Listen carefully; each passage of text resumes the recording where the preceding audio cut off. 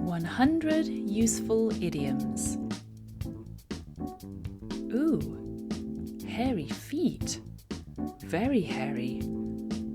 And somebody needs to cut their nails.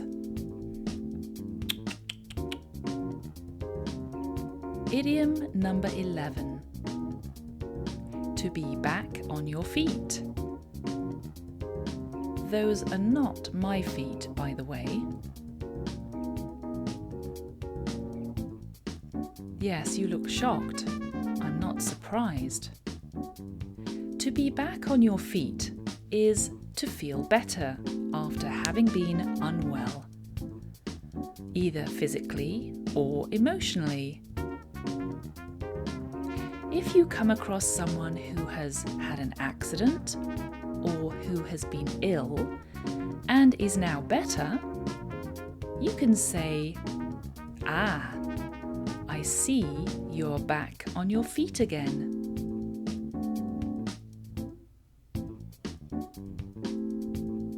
Also, if someone is still recovering, you can say, as many doctors say, with rest and medication, you'll be back on your feet in no time. To be back on your feet again. For more idioms and other videos, subscribe to A Cup of English.